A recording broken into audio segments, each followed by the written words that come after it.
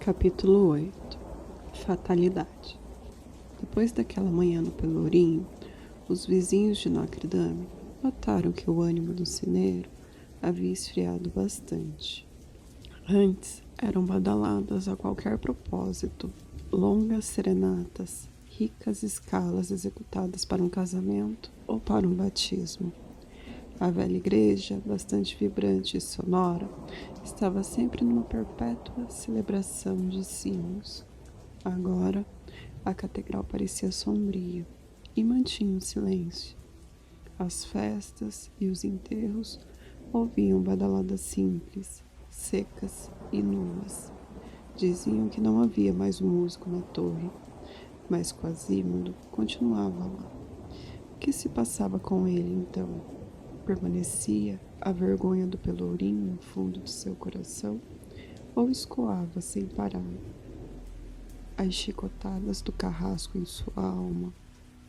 Um dia, Quasimodo sentiu retornar o amor pelos sinos e subiu a uma das torres, enquanto lá embaixo o sacristão abria todas as portas da igreja.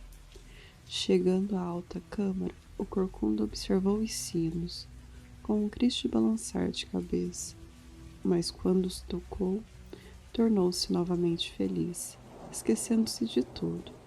Seu coração encheu-se de alegria e seu rosto desabrochou. Ele corria de uma corda a outra, animando seus companheiros de campanário. De repente, ao olhar a praça, viu uma moça acompanhada por uma cabra cercar-se de um grupo de espectadores. Esta visão repentina alterou o curso de suas ideias, e ele deu as costas para o carrilhão, fixando sobre a dançarina um olhar sonhador, terno e suave. Enquanto isso, o jovem estudante Jean Frollo percebeu ao se vestir que seus bolsos estavam vazios. Um pensamento lhe ocorreu ao mesmo tempo que amarrava as botas, mas ele o repeliu. Contudo, a ideia retornou, e ele vestiu o colete ao contrário, sinal evidente de confusão interna. Por fim, atirando a boina no chão, gritou: "Não importa, seja o que Deus quiser. Irei procurar meu irmão. Receberei um sermão, mas terei algum dinheiro." O jovem desceu a rua de Harp em direção à cidade, e após atravessar a ponte pequena e cruzar a rua Neuve-Sainte-Geneviève, encontrou-se na frente da Catedral de Notre Dame. A indecisão retornou, e ele passeou por alguns momentos, repetindo com angústia: "O sermão é certo, o dinheiro é duvidoso." Interrompendo a caminhada de um sacristão que saía da igreja, perguntou: "Onde está o arcebispo?" "Creio que em seu esconderijo lá em cima", disse o sacristão, "e eu não o aconselho a perturbá-lo agora." No entanto, Jean atravessou a pequena porta preta e pôs-se a subir a escada que levava aos andares superiores da catedral. "Vou ver", dizia para si mesmo, enquanto percorria o caminho. "Deve ser interessante este claustro em que meu reverendo irmão se esconde perto das nuvens." Chegando à galeria das pequenas colunas, o estudante respirou um momento e exclamou: "Sem dúvida, é aqui." A chave estava na fechadura e a porta encostada. Ele empurrou-a suavemente e pôde ver um cubículo sombrio e mal iluminado, onde havia uma poltrona, uma mesa, bússolas, provetas, esqueletos de animais pendurados e uma esfera rolando sobre o chão. O quarto não estava deserto. Um homem, sentado na poltrona, curvava-se sobre a mesa, de costas para Jean, que via apenas seus ombros e a parte posterior do crânio. O estudante reconheceu o irmão, mas a porta abrira-se tão devagar que nada havia prevenido Dom Cláudio de sua presença. Curioso, ele aproveitou para examinar por alguns momentos o aposento. O cubículo apresentava um aspecto geral de abandono e de ruína. e o mau estado dos utensílios fazia supor que o mestre estava havia bastante tempo distraído de seu trabalho por outras preocupações. Contudo, inclinado sobre um vasto manuscrito, ornado de pinturas esquisitas, ele parecia atormentado por uma ideia que vinha incessantemente misturar-se às suas meditações. De repente, fechou o livro com violência, passando a mão sobre a testa, como para caçar a ideia que o obcecava. Em seguida, apanhou sobre a mesa um prego, um pequeno martelo, cujo cabo era curiosamente pintado, com sinais cabalísticos, gravando na parede em prego a palavra fatalidade. Meu irmão é louco, pensou Jean consigo mesmo. Seria bem mais simples escrever em francês. O arcebispo sentou-se novamente na poltrona e apoiou a cabeça com as duas mãos. Como faz um doente que tem a testa pesada e febril? Vendo que o irmão retornava à mobilidade, Jean recuou lentamente e fez alguns ruídos de passos atrás da porta, a fim de anunciar sua chegada. Entre, Sr. Jacques, disse o arcebispo do interior do cubículo. Eu estava mesmo aguardando sua chegada e até deixei a chave sobre a porta.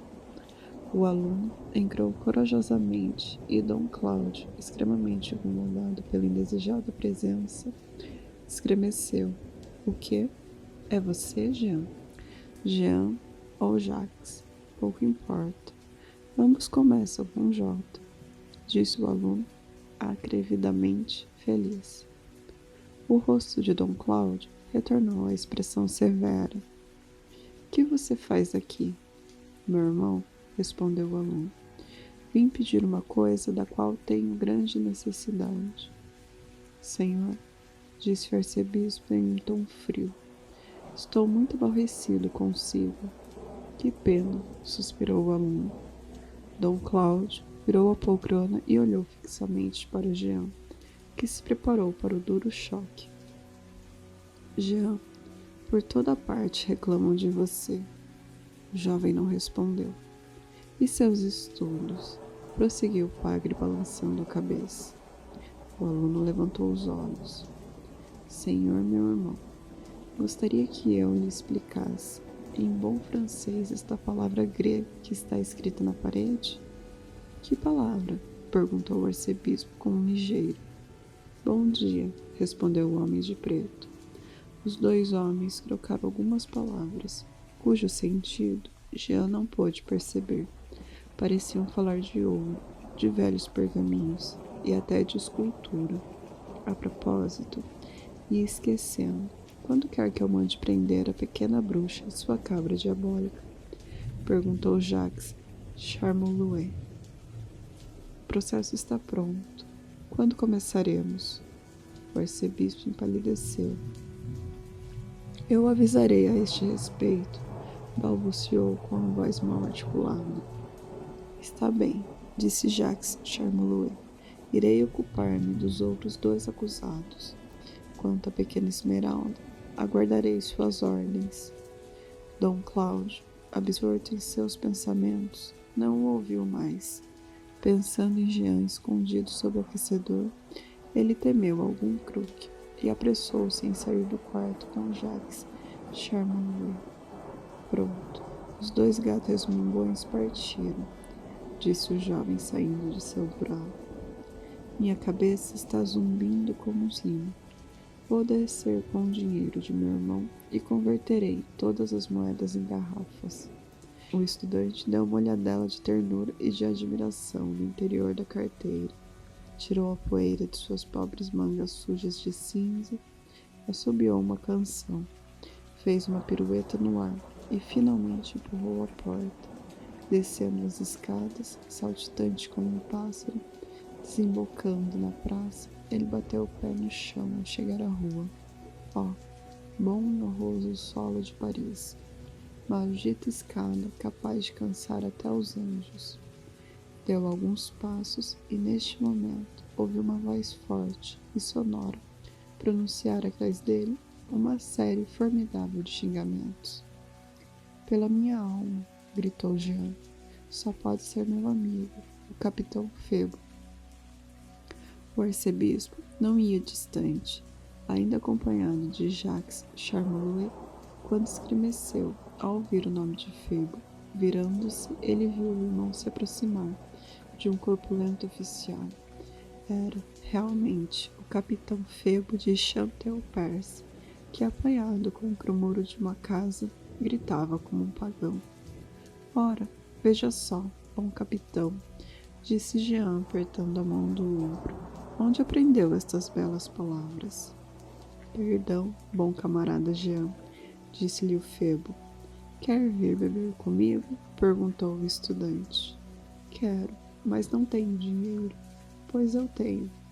Jean balançou a carteira diante dos olhos do capitão, majestosamente, enquanto o arcebispo aproximou-se deles sem ter percebido.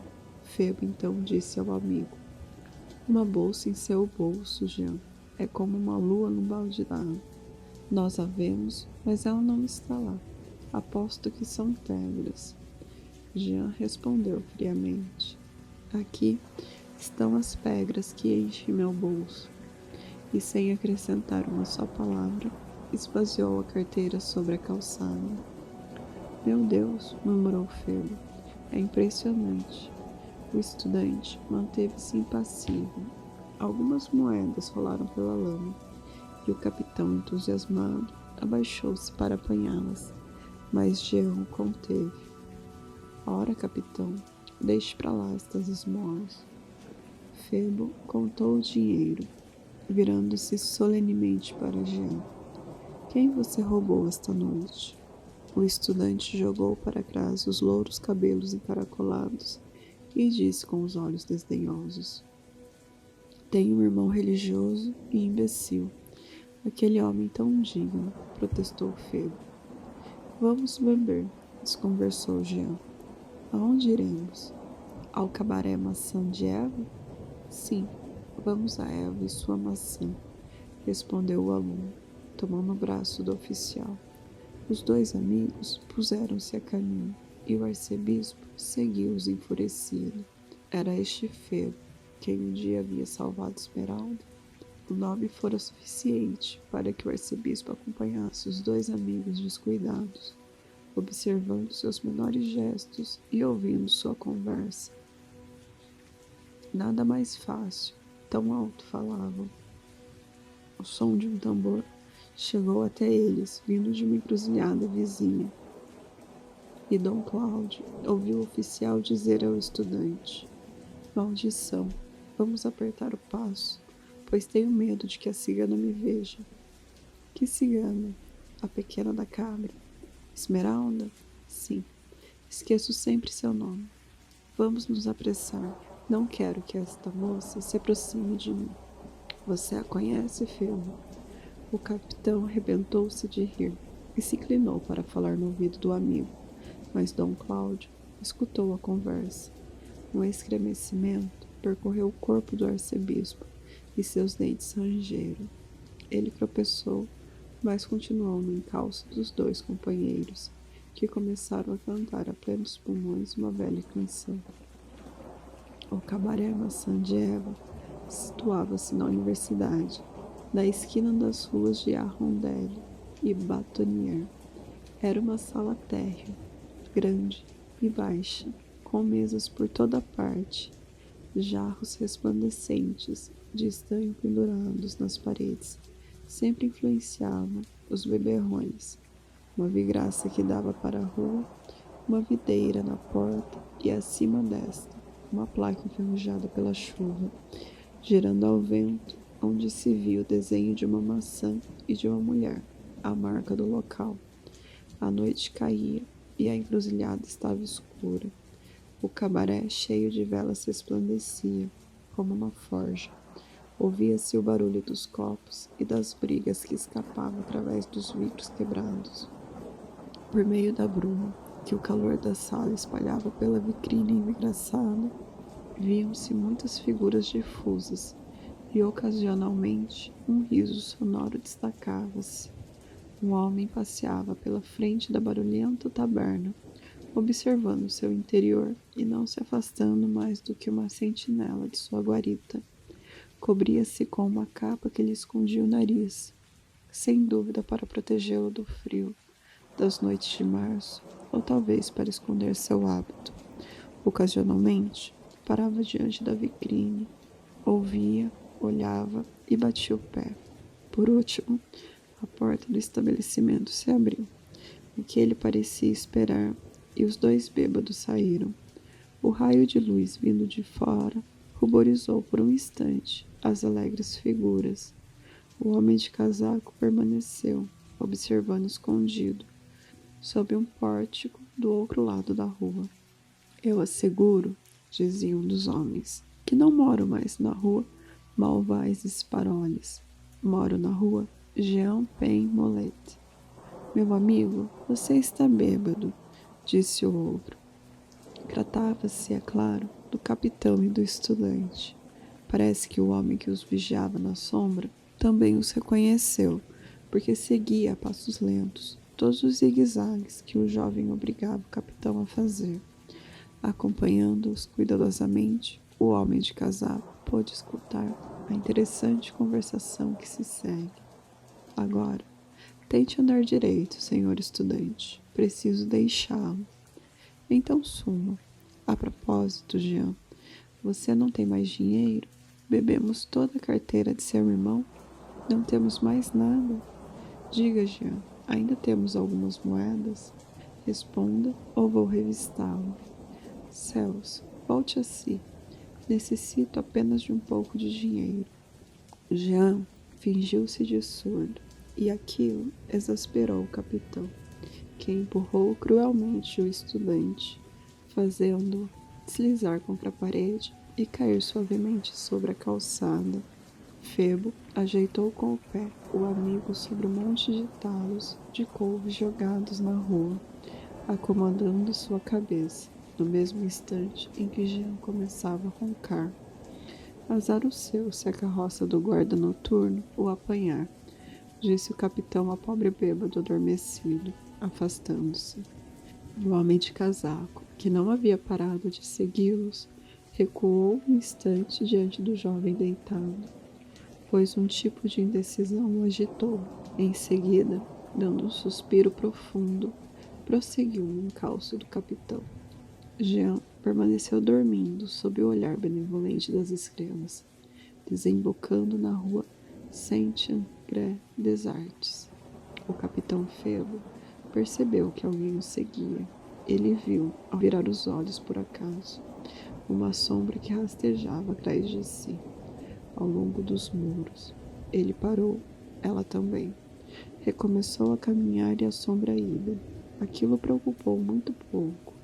Ora as bolas, pensou. Não tenho dinheiro, nem nada que se possa roubar. A rua estava completamente deserta, e ao parar novamente, ele viu a sombra aproximar-se a passos lentos. O capitão era corajoso e não se incomodaria com um ladrão. Mas esta estátua que andava, este homem petrificado, o congelou. Finalmente, o capitão quebrou o silêncio, esforçando-se para rir. Se o senhor é um ladrão, como acredito, parece uma garça que tenta abrir uma nossa. Sou de uma família arruinada, meu caro. Procure outra vítima. A mão da sombra saiu do casaco e desceu sobre o braço de Febo, com o peso das garras de uma águia. Ao mesmo tempo, uma voz ressoou. Capitão Febo de Chantelpers. Como sabe meu nome? Não sei, apenas seu nome, continuou o homem de casaco com sua voz sepulcral. Sei também que tem um encontro esta noite. Sim, respondeu Febo, estupefato. Às 7 horas, não? Exatamente. Com uma cigana que se chama Esmeralda, disse Febo alegremente. Ao ouvir este nome, o espectro agitou com a fúria o braço de Febo, e o capitão sacou sua espada, dizendo com a voz sufocada pela raiva: Basta, lutemos. Capitão, está se esquecendo de seu encontro. Tais palavras fizeram baixar a espada do capitão, que disse: O senhor tem razão. Teremos tempo de nos enfrentar amanhã. Parece bastante forte. Agradeço, se me for permitido, manter a palavra. Vou partir então, para cuidar de um assunto importante. Ah, e esquecendo, não tenho nenhum dinheiro. Aqui há algo que pode ajudá-lo. Febo sentiu a mão fria do desconhecido deslizar na sua uma grande moeda. Ele não pôde recusar o dinheiro e apertou esta mão. Deus, exclamou, o senhor tem bom caráter. Alto lá, imponho-lhe uma condição, disse o homem. Esconda-me em algum canto de onde eu possa ver se esta mulher é realmente aquela cujo nome acabou de dizer. Preciso saber se é ela. Para mim tanto faz, respondeu Febo. Siga-me e eu o colocarei num canil de onde poderá nos ver e escutar. Não tenho nada a esconder. Logo, o homem misterioso, que era ninguém menos que Dom Cláudio Frollo, foi fechado num cubículo sem janela, onde se abaixou no meio da poeira e do entulho que se esfarelava a seus pés. Sua cabeça queimava e, tateando ao redor de si com as mãos, ele encontrou um pedaço de vidro quebrado que apoiou sobre a testa, aliviando-o ligeiramente. Após um quarto de hora, parecia ter envelhecido um século. De repente, ouviu estalar os degraus da escada de madeira. Alguém subia. Havia na porta, corroída de seu calabouço, uma fenda suficientemente larga, e ele colou seu rosto a ela. Desta maneira, podia ver tudo o que se passava no quarto vizinho. Febo e Esmeralda estavam a sós, sentados sobre um baú de madeira. A moça, vermelha, atônita e excitada, traçava com a extremidade dos dedos linhas a esmo. Não se viam seus pés, pois a pequena cabra alojara-se sobre eles. Não me despreze, senhor Febo, dizia a moça sem levantar os olhos. Sou uma infeliz. Desprezá-la? Por quê? Infelizmente, não cumpri uma promessa. Não voltarei a encontrar minha mãe e o amuleto perderá sua força. Mas o que importa? Falando assim, ela manteve fixos os grandes olhos pretos sobre o capitão. Claro que a compreendo, disse Febo sem entender nada. Esmeralda calou-se por um momento e em seguida declarou: Capitão, o senhor é bom e generoso. Salvou a mim, uma pobre criança perdida. Durante alguns momentos, a moça falou de modo misterioso e parecia sonhar. O que é isto? Perguntou o capitão, apontando para o amuleto que ela levava no pescoço. Não o toque, ela advertiu, entrando numa espécie de transe. É meu protetor. É ele quem me fará reencontrar minha mãe, se eu merecer. Deixe-me, senhor capitão. Minha mãe, minha pobre mãe, onde você está? De repente, acima da cabeça de Febo, ela vislumbrou uma sombra maligna que segurava um punhal. Era o arcebispo. Ele estava ali e o oficial não podia vê-lo. A moça permaneceu imóvel, congelada, muda, diante da terrível aparição. Nem mesmo gritou quando viu a lâmina descer sobre o capitão. Maldição! Gritou o oficial. Ele caiu e ela desmaiou. Quando recobrou os sentidos, os soldados da ronda a cercavam, enquanto Febo era carregado, banhado em sangue. O padre havia desaparecido. A janela do fundo do quarto, que dava para o rio, estava escancarada. Alguém apanhou um casaco, que se supunha pertencer ao oficial, e ela ouviu dizer ao seu redor: é uma bruxa, que acaba de apunhalar um capitão.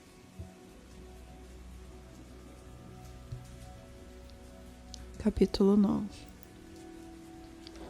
A moeda transformada em folha seca.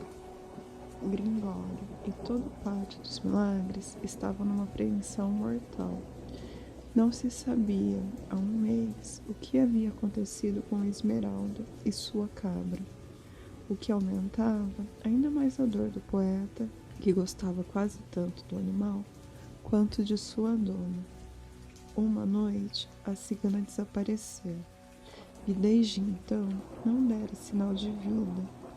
Todas as investigações haviam sido inúteis e ele não conseguia explicar este sumiço. Era uma tristeza profunda.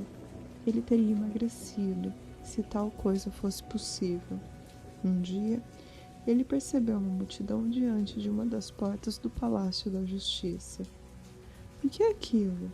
perguntou a um rapaz que se afastava. "Não sei ao certo, senhor", respondeu o rapaz. "Dizem que estão julgando uma mulher que assassinou um policial. Como parece que há alguma bruxaria envolvida, meu irmão, o arcebispo, está cuidando disso. Eu queria falar com ele, mas não pude chegar até lá devido à multidão. E isso me deixa bastante contrariado, porque preciso de dinheiro." "Que pena, meu senhor", disse-lhe Gringório. "Eu gostaria de poder emprestar-lhe algum, mas não trago nada nos bolsos." O poeta não ousou dizer ao rapaz que conhecia seu irmão, o arcebispo. O estudante seguiu seu caminho e Gringório foi-se a acompanhar a multidão que subia as escadas do grande tribunal.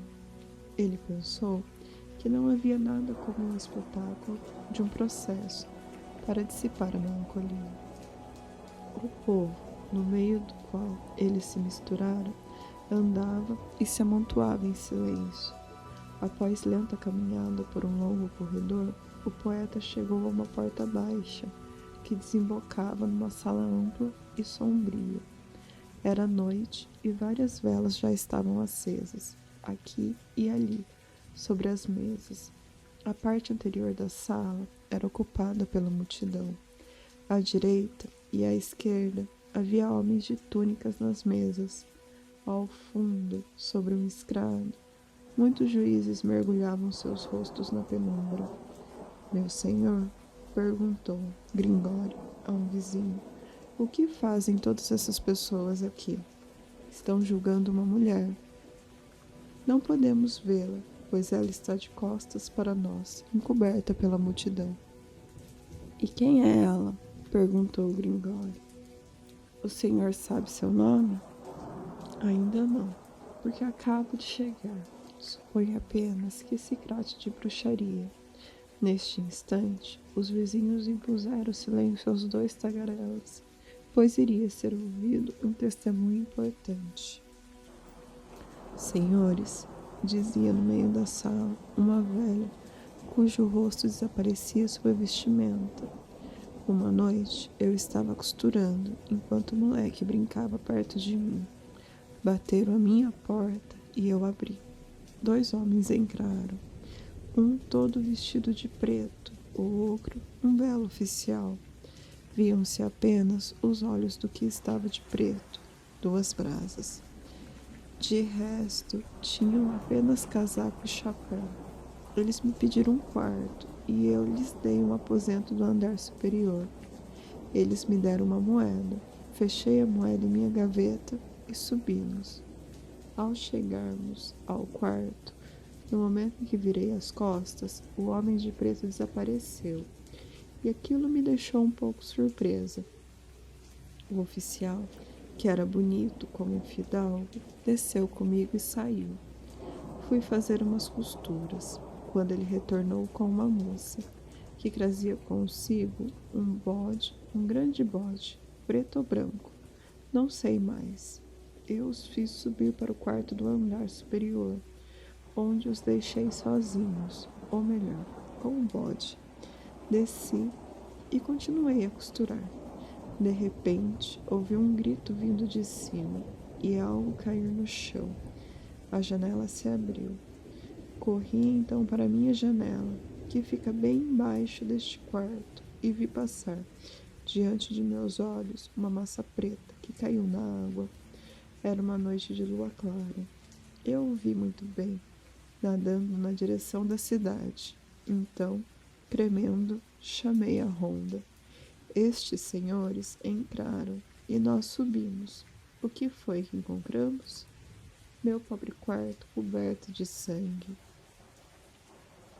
O capitão estendido no chão, com um punhal cravado no pescoço. A moça fingindo-se de morta. E o bode muito assustado. Em seguida, levaram o oficial, pobre rapaz e a moça. Esperem.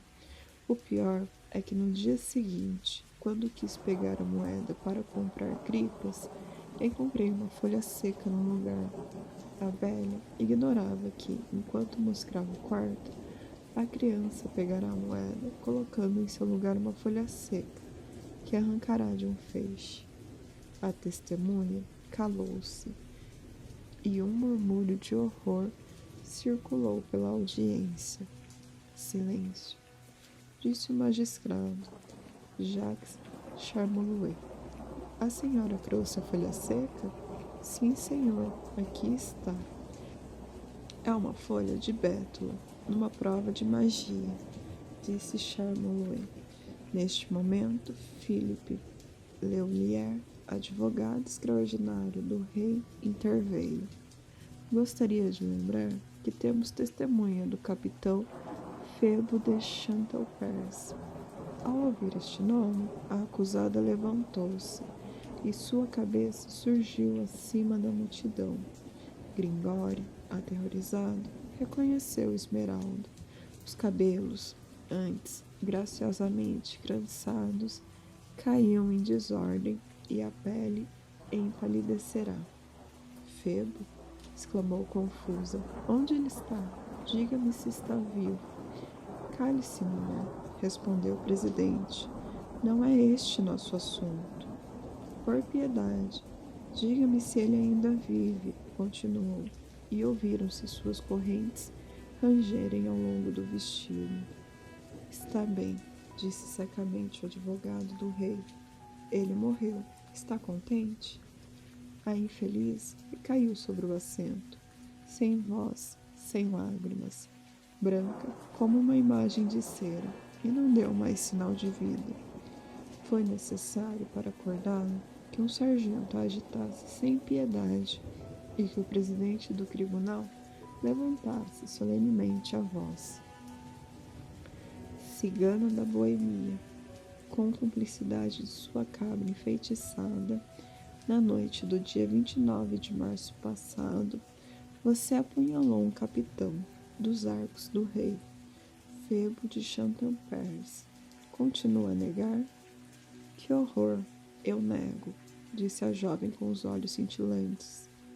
Então, como explica as acusações?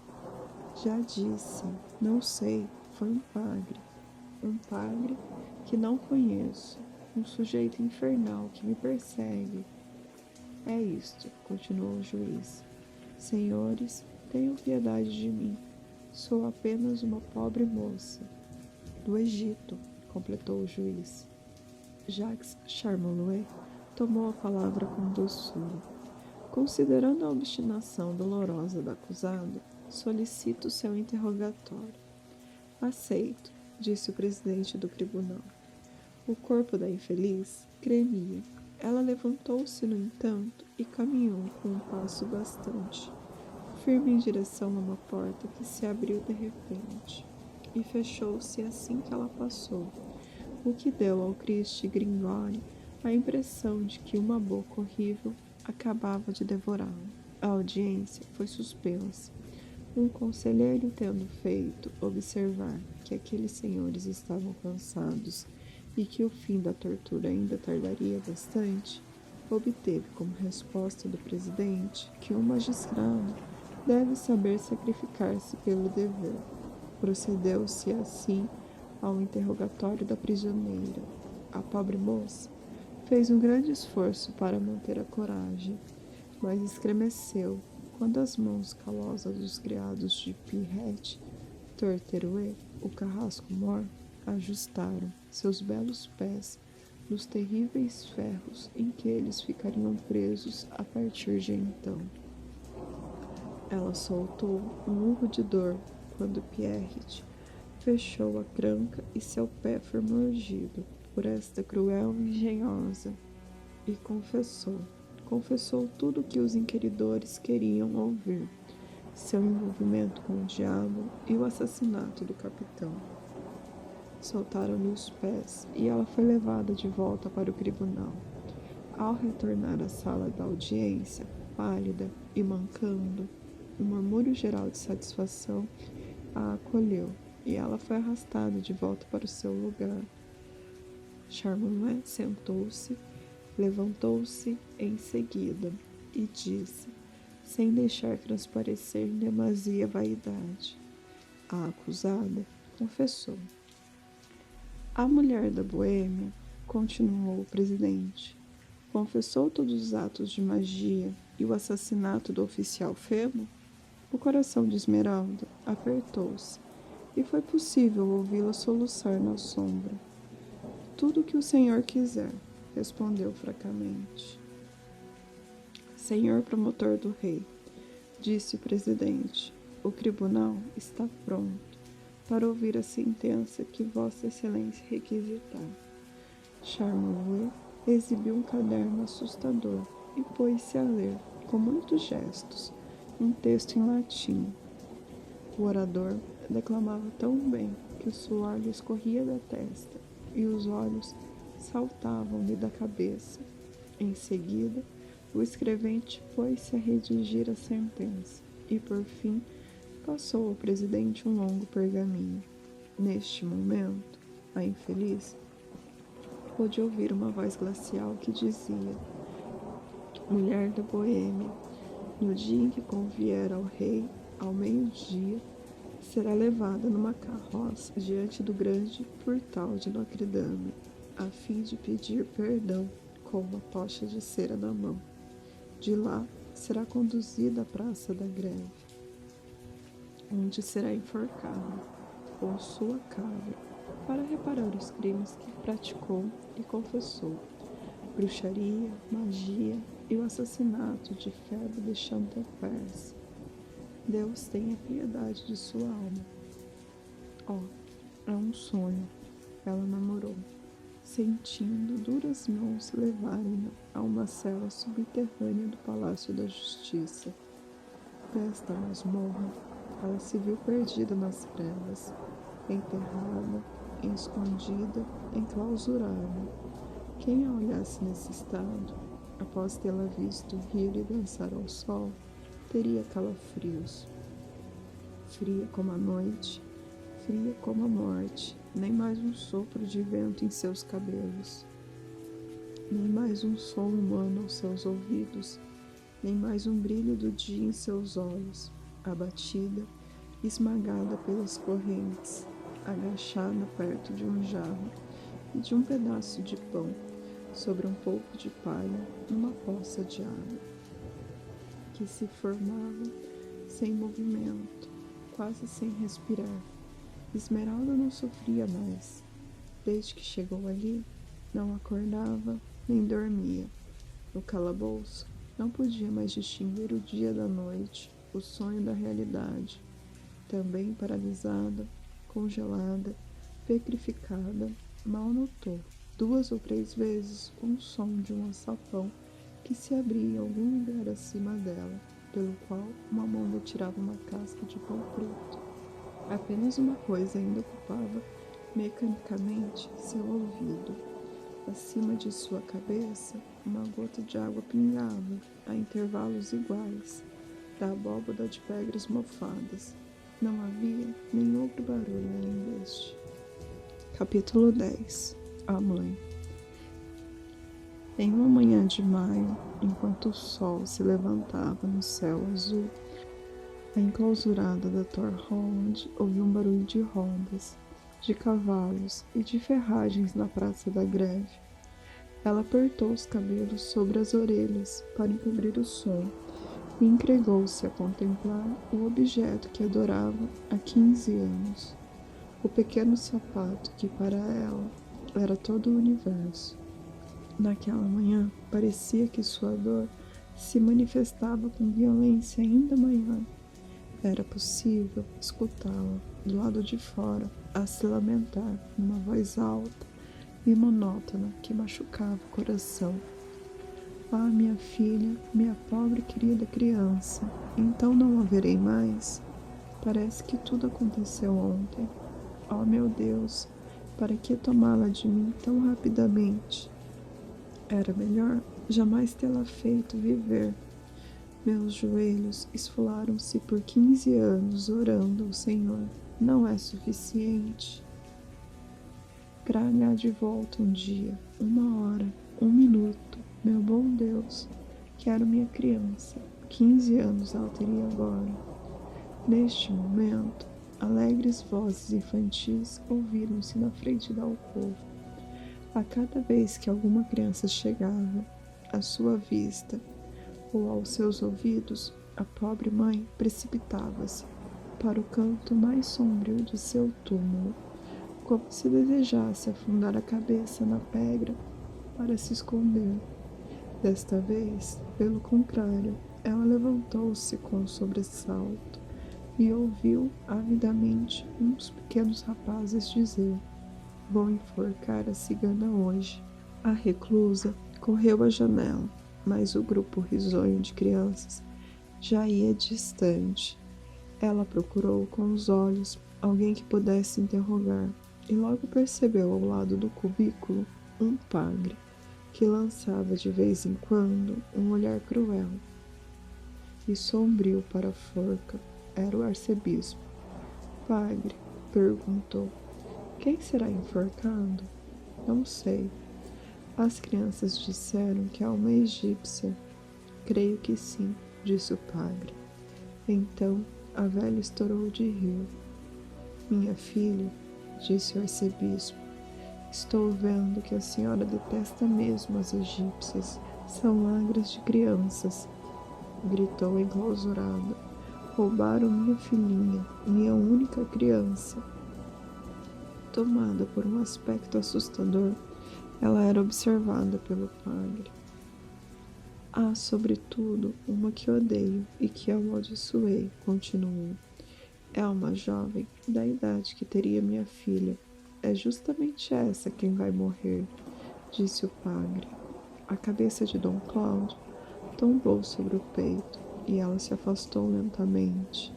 A enclausurada contorceu os braços de alegria. Febo, no entanto, não havia morrido, pois homens como ele têm vida longa. Quando o advogado do rei disse para Esmeralda que o capitão não mais vivia, certamente foi por erro ou por graça. Não que a ferida do capitão não tenha sido grave. O médico a quem os soldados o levaram deu-lhe 8 dias de vida. No entanto, a juventude acorreu-lhe, e coisa que acontece frequentemente, a natureza se divertiu em salvar o paciente sob as barbas do médico. Enquanto ainda jazia imóvel, ele enfrentou os primeiros interrogatórios, o que o irritou bastante. E assim, numa bonita manhã, sentindo-se melhor, deixou as esporas de ouro em pagamento ao médico e fugiu. A justiça não se importou mais com ele, pois os juízes tinham provas suficientes contra Esmeralda. Acreditavam que Febo estava morto e que tudo havia sido dito. O oficial não fugiu para muito longe. Ele tinha ido simplesmente juntar-se à companhia em um pequeno vilarejo, a alguma distância de Paris. Depois de tudo o que acontecera, Febo não tinha vontade alguma de comparecer ao tribunal, sentindo que faria um papel ridículo. Esperava que o caso não fosse divulgado. Mas o tal vilarejo era extremamente insípido. Uma aldeia de ferreiros e vaqueiros de mãos rachadas, uma sequência de choças e casas que cercavam a grande estrada dos dois lados. Febo enfadou-se rapidamente e retornou a Paris assim que pôde, decidindo cortejar uma moça que morava perto de Notre Dame. Inicialmente, ele não deu atenção à multidão, bastante numerosa, que se apertava na praça diante da catedral. O barulho, no entanto, acabou por intrigá-lo, fazendo perguntar a um sujeito que passava a causa do rumor. Não sei, parece que uma bruxa vai ser castigada na frente da igreja. O capitão, que acreditava estar o caso de Esmeralda terminado, comoveu-se bem pouco com estas palavras. A praça apresentava um espetáculo sinistro e singular. Uma multidão imensa que surgia por todas as ruas congestionava o local, enquanto o terreno da igreja, vazio, era protegido por uma grossa fileira de soldados. As grandes portas da catedral estavam fechadas e logo soou lentamente meio-dia no relógio de Notre Dame. Um murmúrio de satisfação estourou na multidão. A última vibração do 12º golpe mal desapareceu, quando o imenso clamor partiu da calçada, das janelas e dos tetos. Aí está ela. Uma carroça cercada pela cavalaria acabava de chegar à praça, e os sargentos da ronda abriam-lhe passagem no meio do povo. Ao lado do carro reuniam-se alguns oficiais de justiça, que podiam ser reconhecidos pela vestimenta preta.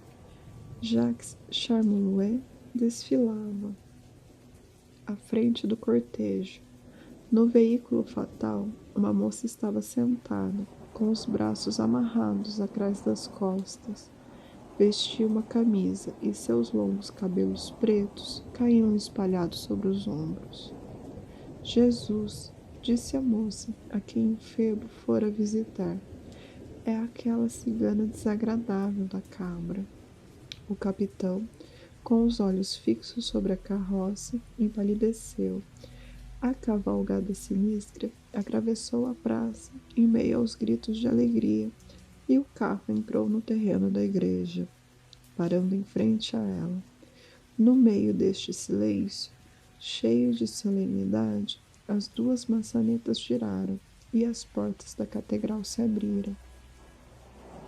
Um canto grave, incontestável e monótono escapou da igreja. Era a missa dos mortos. Esmeralda parecia perder a visão e o pensamento no interior escuro da igreja. Seus lábios se mexiam como se ela estivesse rezando, e quando o criado do carrasco aproximou-se dela para ajudá-la a descer da carroça, percebeu que ela repetia em voz baixa esta palavra: Febo. Suas mãos foram desamarradas e fizeram-na andar com os pés descalços sobre a rua, em companhia de Djali, que balia de alegria por sentir-se igualmente livre. A corda que Esmeralda levava ao pescoço se arrastava atrás dela. Então, o canto foi interrompido na igreja, e uma grande cruz de ouro, à frente de uma fila de círios, pôs-se em movimento na sombra.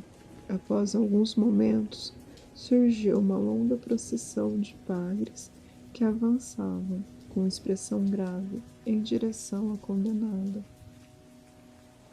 Oh! Exclamou ela em voz baixa, ao ver aquele que caminhava na frente. Ele novamente era o arcebispo, que pálido avançava com o rosto virado, os olhos fixos, cantando com uma voz forte. Esmeralda, não menos pálida, mal percebera que havia colocado em suas mãos uma pesada vela acesa. Dom Cláudio aproximou-se sozinho e então exclamou com voz fúnebre uma assustadora frase em latim, que pôs fim à sombria cerimônia. Era o sinal combinado entre o padre e o carrasco. O povo ajoelhou-se. O arcebispo virou as costas para a condenada. Sua cabeça caiu sobre o peito. Suas mãos se cruzaram e ele juntou-se ao cortejo. Esmeralda permanecia imóvel, aguardando o que seria feito dela. A infeliz, no momento de subir na carroça fatal e de se encaminhar para a última estação, talvez tenha sido tomada por alguma lamentação comovente. Levantou os olhos vermelhos para o céu e em seguida olhou a multidão, as casas, o horizonte. De repente, enquanto o criado do carrasco amarrava seus cotovelos, ela soltou um grito terrível, um grito de alegria. Ali no canto da praça, acabava de encontrar seu amigo, seu senhor, Febo. O juiz havia mentido, era realmente ele. Não podia duvidar. Belo, vivo, vestido com um uniforme brilhante, a pluma na cabeça, a espada ao lado. Febo gritou: Salve-me! Esmeralda quis esticar para ele os braços que tremiam, mas estavam amarrados. Um pensamento acabava de lhe ocorrer. Ela havia sido condenada pelo assassinato de Febo de Chantalpers. A jovem suportará muita coisa até então, mas este último golpe foi demasiado duro. Ela caiu, sem movimento, sobre a calçada.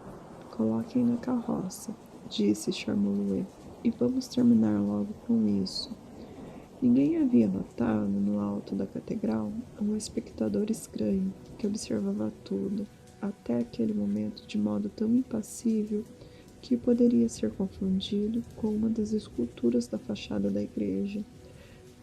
Sem que ninguém notasse, ele unira fortemente as colunas da galeria com uma corda grossa, cheia de nós, cuja extremidade arrastava-se sobre os degraus.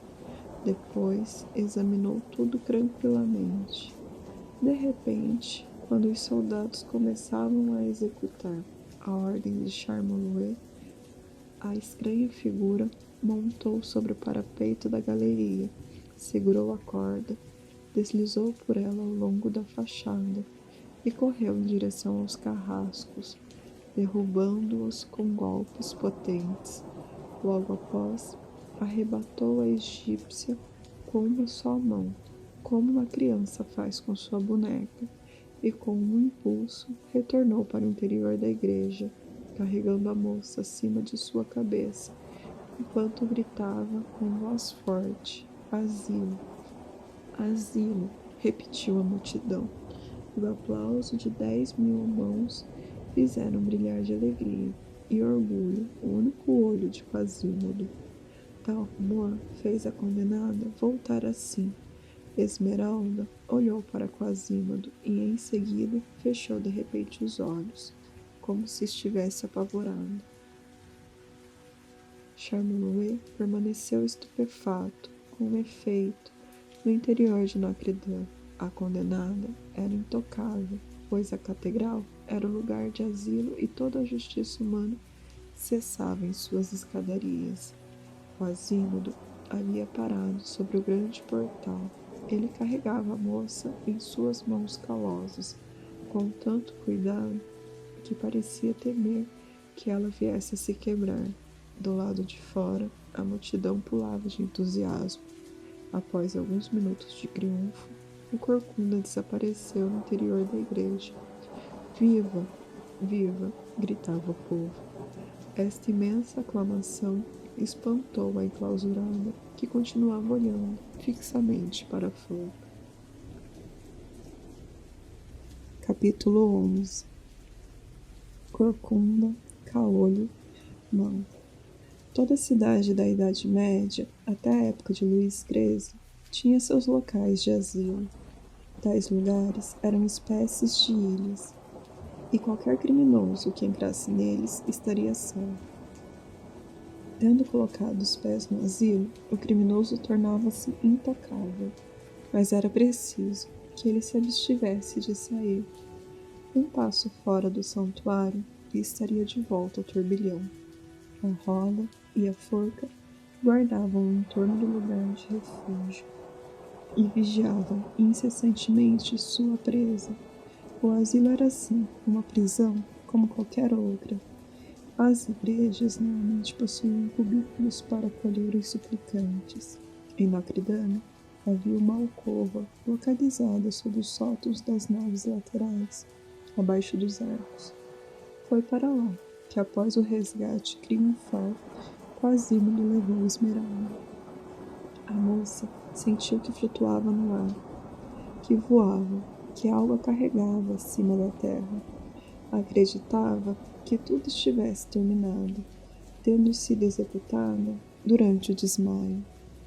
Somente quando o cineiro a deixou no refúgio e ela pôde sentir as mãos gordas dele retirarem lentamente a corda que lhe mortificava os braços, seus pensamentos clarearam.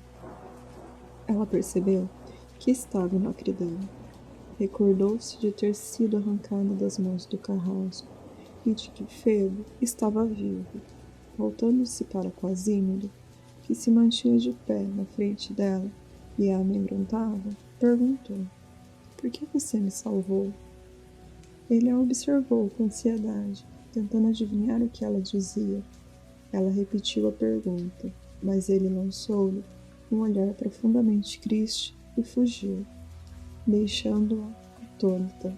Após alguns momentos, o corcunda retornou, trazendo um pacote que atirou a seus pés. Eram roupas que mulheres caridosas haviam deixado nos degraus da igreja. Ela pôs rapidamente um vestido e um chale brancos, um hábito de noviça da Casa de Misericórdia. Mal acabara de se vestir, Quasimodo retornou, carregando um colchão sob um braço e um cesto sob o outro, onde havia uma garrafa, um pedaço de pão e alguns alimentos. "Coma", ele disse, completando ao estender o colchão pelo chão. "Durma." Era sua própria refeição e sua própria cama. A cigana levantou os olhos em sua direção para agradecer-lhe, mas não disse uma palavra. O pobre homem era realmente horrível. Então, ela baixou a cabeça, tremendo de pavor. "Eu a assusto", disse-lhe Quasimodo. "Sou bem feio, não é? Não me olhe. Ouça apenas. De dia, permaneça aqui. À noite, poderá passear por toda a igreja, mas não saia da catedral, nem de dia, nem à noite, senão estará perdido." Ela quis responder, mas ele havia desaparecido. Sozinha, Esmeralda pensou nas palavras singulares daquele ser quase monstruoso. Em seguida, examinou a alcova. Era um pequeno quarto, com uma estreita janela. Da beira do teto, conseguia ver a parte superior das chaminés, que faziam subir fumaça de Paris. Triste espetáculo para a pobre cigana, condenada à morte, infeliz, criatura sem pátria, sem família, sem lar. Pensando no doloroso isolamento, sentiu uma cabeça peluda e barbuda deslizar entre seus joelhos. Era a pobre cabra, a ágil de Jali, que também havia escapado e que se alegrava em carícias a seus pés. Esmeralda cobriu-a de beijos. "Oh, Djali, como pude esquecê-lo? Já você não é ingrata. Sempre pensa em mim." Ao mesmo tempo, como se uma mão invisível tivesse levantado o peso que comprimia as lágrimas em seu coração, pôs-se a chorar, sentindo que a dor a abandonava. A noite chegou e ela achou a lua tão bonita que decidiu dar uma volta em torno da galeria que envolve a igreja. E sentiu-se aliviada, porque a terra lhe pareceu calma à vista daquela altura. No dia seguinte, percebeu ao despertar que havia dormido bem, e este fato incomum a surpreendeu. Há muito perdera o hábito do sono. Um feliz raio de sol veio golpear-lhe o rosto. Ao mesmo tempo, na janela ela viu algo que a assustou. A face infeliz de Quasimodo. Involuntariamente, fechou os olhos, mas continuou a ver aquela máscara de borracha. Então, mantendo a vista cerrada, ouviu uma voz que dizia devagar: "Não tenha medo, sou seu amigo. Vem vê-la dormir. Isso não a atrapalha, não é? Que mal há que eu permaneça aqui enquanto seus olhos estejam fechados." Agora, vou embora. Veja, estou atrás da parede. Pode abrir os olhos. Havia algo ainda mais doloroso que estas palavras, a forma como eram pronunciadas. Sensibilizada, Esmeralda abriu os olhos, mas ele não estava mais na janela. Dirigindo-se à pequena fresta, ela viu o pobre corcunda encolhido num canto da parede, numa atitude dolorosa e resignada, e fez um esforço para superar a aversão que ele lhe inspirava. Venha, disse-lhe docemente.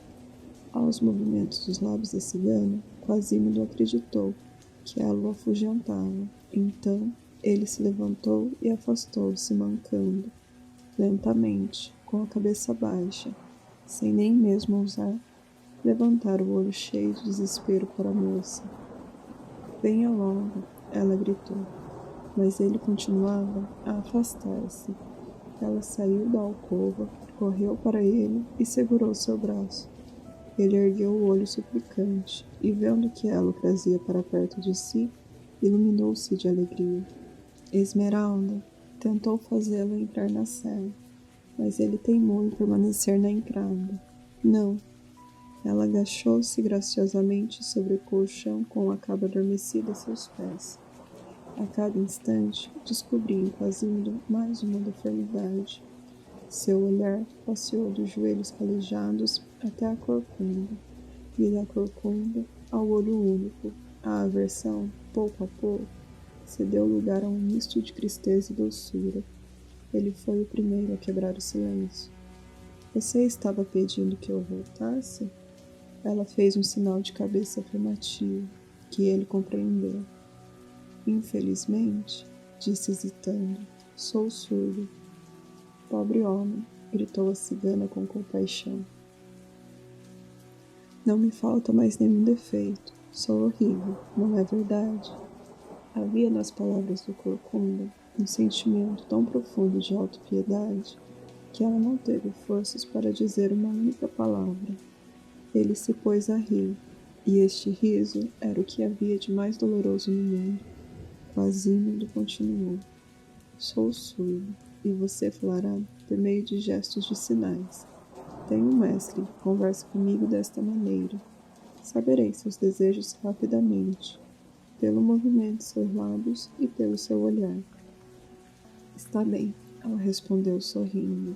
Agora, diga-me, por que me salvou?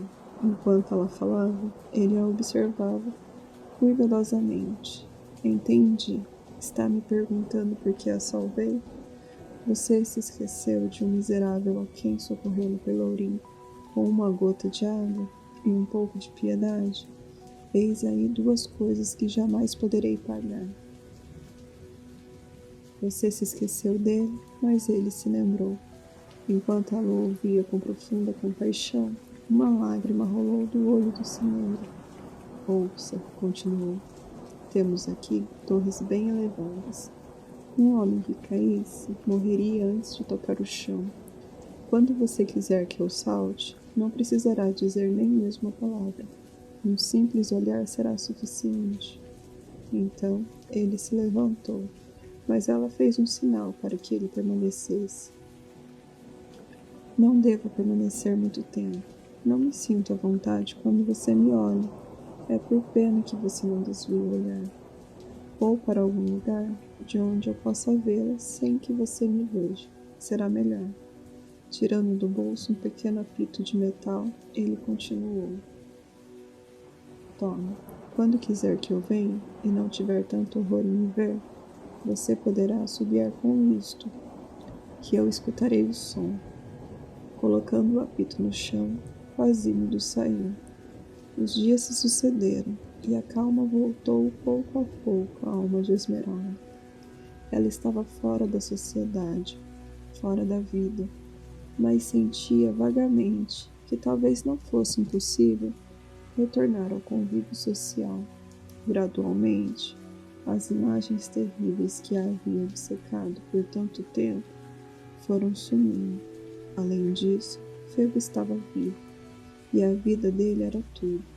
Esmeralda pensava às vezes em Quasimodo. o único laço que lhe restava com os homens, com os vivos. Não compreendia nada sobre o estranho amigo que o destino havia lhe dado. O apito ficará no chão, o que não impediu Quasimodo de reaparecer ocasionalmente. Nos primeiros dias, ela fazia o possível para não virar o rosto quando ele vinha trazer o cesto de provisões ou um jarro de água. Uma vez ele surgiu no momento em que ela acariciava de Jara. Por alguns momentos, ele permaneceu pensativo diante deste quadro gracioso. Por fim, falou sobre a cabeça pesada e disforme.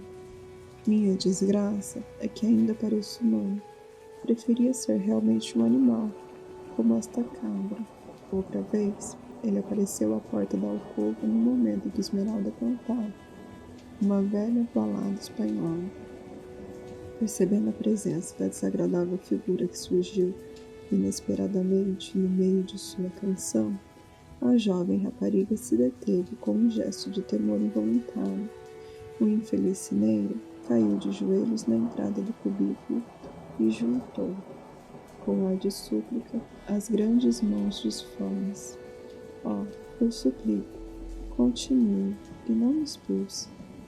Ela então voltou a cantar, enquanto ele permanecia ajoelhado e de mãos unidas, como em oração, mal respirando, ouvindo a canção praticamente com os olhos. Em outra ocasião, ele chegou com um ar acanhado e tímido. Tenho algo a lhe dizer. Ela fez sinal de que o escutava. Ele suspirou, entreabriu os lábios, pareceu pronto a falar. Olhou-a em seguida, abanou a cabeça negativamente e se retirou, lentamente, deixando-a assustada.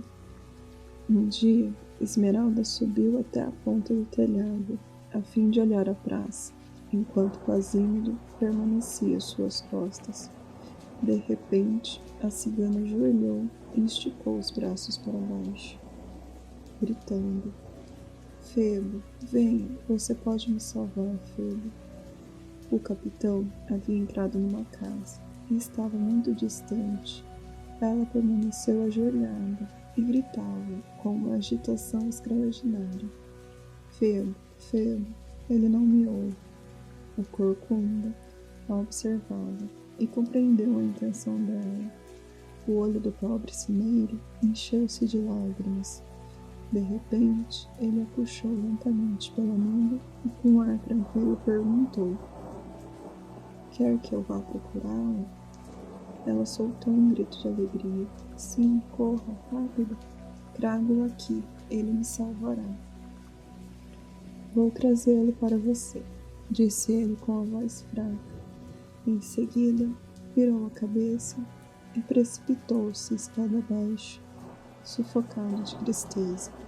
Febo fora visitar a mesma moça da ocasião em que Esmeralda quase foi executada, e Quasimodo teve de esperá-lo por um longo tempo. Finalmente, a porta se abriu e o oficial saiu envolto em seu casaco, passando diante do corcunda. O cineiro deixou-o dobrar a esquina da rua, depois se pôs a correr atrás dele, com sua agilidade de macaco, gritando: Capitão! Febo parou e pensou: o que este homem quer comigo? Quasimodo, no entanto, aproximou-se dele. Siga-me, capitão. Alguém deseja falar-lhe. Aí está um detestável pássaro, descabelado, que pareço já ter visto em algum lugar, murmurou Febo. Capitão, siga-me, Esmeralda o chama. Este nome causou grande surpresa ao oficial, que no dia da execução deixará a janela momentos antes de Quasimodo salvar Esmeralda. Ninguém havia dito que a cigana estava viva, e ele evitava falar dela, pois tal lembrança lhe era penosa. Esmeralda, gritou assustada. Onde? Você vem de outro mundo? Rápido, disse o surdo sem compreender que Febo se preparava para atacá-lo. Por aqui. O capitão deu-lhe um vigoroso golpe no peito e partiu rapidamente, desaparecendo em seguida. Quasímodo retornou a Notre Dame e subiu a torre. A cigana continuava no mesmo lugar, e assim que o viu, correu na sua direção. Você está sozinho? Não pude encontrá-lo, respondeu friamente Quasímodo. Pois deveria esperá-lo a noite inteira, replicou ela com raiva. Ele viu seu gesto de cólera e compreendeu a repreensão. Eu o vigiarei melhor da próxima vez, disse baixando a cabeça. Saia. Ele a deixou.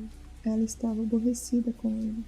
A partir desse dia, a cigana não o viu mais, pois ele parou de vir ao quarto. No entanto, algumas vezes ela entrevia no alto de uma torre a figura do cimeiro, observando melancolicamente. No entanto, assim que ela o notava, ele desaparecia. Ela não o via, mas sentia a presença de um bom espírito a seu redor. Os alimentos eram renovados por uma mão invisível, enquanto ela dormia. Acima de seu quarto, uma escultura lhe causava medo. Ela dissera isto mais de uma vez na frente de Quasímodo. Certa manhã, porque todas essas coisas eram feitas à noite, ela não a viu mais. Tinha sido arrancada. Aquele que subira tão alto certamente teve que arriscar a vida. Às vezes, à noite, ela ouvia uma voz escondida sobre o quebra-vento do sino cantar uma canção triste e estranha, como que para animá-la. Era um verso sem rima, como um surdo pode compor. Um dia, ao se levantar, ela viu sobre a janela 2 vasos cheios de flores. Um era de cristal, extremamente bonito, mas rachado. A água com a qual fora regado escorrera, e as flores haviam murchado. O outro era um pote de barro, grosseiro e comum, cuja água tinha sido conservada, o que lhe dava flores viçosas. Não sabemos se foi intencional, mas Esmeralda apanhou o ramalhete murcho e carregou o dia todo sobre o peito. Neste dia, ela não ouviu a voz da torre cantar. Ela passava as horas acariciando de Djali e dividindo seu pão com as andorinhas. Por fim, parou completamente de ver e ouvir Quasímodo. O pobre cineiro parecia ter sumido da igreja. Uma noite, no entanto, como não conseguia dormir, ela ouviu um suspiro perto do coberto. Assustada, levantou-se e viu a luz da lua, uma massa disforme, deitada transversalmente à sua porta. Era Quasímodo, que dormia no chão, como se montasse guarda.